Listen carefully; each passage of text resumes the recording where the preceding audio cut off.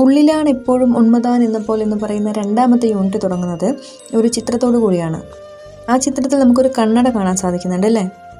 ഒരു മഞ്ഞ കണ്ണട. ആ കണ്ണടയുടെ ഒരു ഗ്ലാസ്സിനകത്തൂടെ നമുക്ക് കാണാൻ സാധിക്കുന്നത് കണ്ണല്ല, പകരം എന്താണ്, ക്യാമറ അല്ലെങ്കിൽ ക്യാമറ കണ്ണുകളാണ് കാണാൻ സാധിക്കുന്നത്.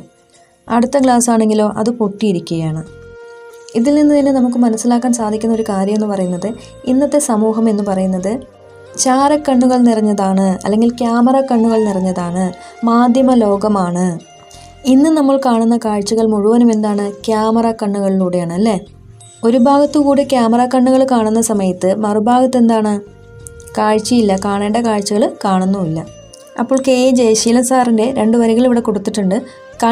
കണ്ണിനെ കാണുന്നില്ലെന്നതാണ് കാഴ്ചയുടെ വലിയൊരു കുറവ്. ചോദ്യം ഇങ്ങനെയാണ്: ചിത്രത്തെ വരികളുമായി ബന്ധപ്പെടുത്തി ആശയങ്ങൾ കുറിക്കുക. അപ്പോൾ ഇവിടെ കാഴ്ചയുടെ വലിയൊരു പരിമിതിയായിട്ട് കവി പറയുന്നത് കണ്ണിനെ കാണുന്നില്ല എന്നത് തന്നെയാണ്. 2 വരിയാണെങ്കിലും വളരെ ദാർശനികമായിട്ടുള്ള ഒരു ആശയതലം ഈ വരികളിലൂടെ നമുക്ക് ലഭിക്കുന്നുണ്ട്. നമ്മൾ നമ്മുടെ കണ്ണുകൊണ്ട് പല കാഴ്ചകളും കാണുന്നുണ്ട് അല്ലേ? ലോകത്തെ കാണുന്നുണ്ട്, നല്ലതും ചീത്തയും കുറ്റവും കുറവും നന്മയും തിന്മയും എല്ലാം കാണുന്നുണ്ട്. പക്ഷെ സ്വയം ഒരു വിലയിരുത്തലോ അല്ലെങ്കിൽ സ്വന്തം സ്വത്വത്തിലേക്കുള്ള ഒരു നോട്ടമോ നമ്മൾ ചെയ്യാറില്ല, കണ്ണും ചെയ്യാറില്ല. കണ്ണിന് ആ ഒരു കഴിവില്ല അല്ലേ? ഇവിടെ കണ്ണിൻ്റെ കാര്യം മാത്രമല്ല, ലോകത്തിൻ്റെ കാര്യം തന്നെയാണ് അവതരിപ്പിക്കുന്നത്. അതെ, ലോകം അങ്ങനെയാണ്.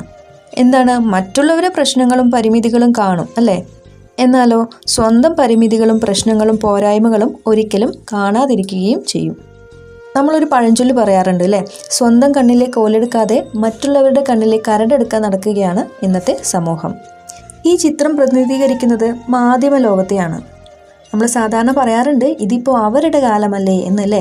അതുതന്നെയാണ്, കാണേണ്ടത് കാണാതിരിക്കുകയും സ്വയം വിമർശനത്തിന് തയ്യാറാകാതിരിക്കുകയും ചെയ്യുന്ന മാധ്യമ ലോകത്തെ അവതരിപ്പിക്കാൻ ഈ വരികൾ കൊണ്ട് സാധിക്കുന്നുണ്ട്.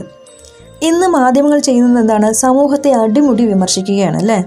മറ്റുള്ളവരുടെ സ്വകാര്യതയിൽ പോലും കടന്നു ചെല്ലാൻ അവർ തയ്യാറാകുന്നു. മാധ്യമങ്ങൾ സമൂഹത്തെ കാണുന്നുണ്ട്, വിമർശിക്കുന്നുണ്ട്, പക്ഷേ സ്വയം ഒരു വിലയിരുത്തൽ നടത്താറില്ല. നന്മകൾ കണ്ടത് കേട്ടത് ചൊല്ലാൻ നാവിനു കഴിയട്ടെ, തിന്മകൾ കണ്ടാൽ കൊത്തിക്കീറാൻ കൊക്കിനു കഴിയട്ടെ എന്ന് പറയുന്ന അയ്യപ്പ പണിക്കരുടെ വരികൾ നമുക്കിവിടെ ഓർക്കാം. അതെ, അങ്ങനെയാണ് വേണ്ടത്. കണ്ടതും കേട്ടതുമായിട്ടുള്ള നന്മകൾ ചൊല്ലാൻ നമുക്ക് കഴിയണം.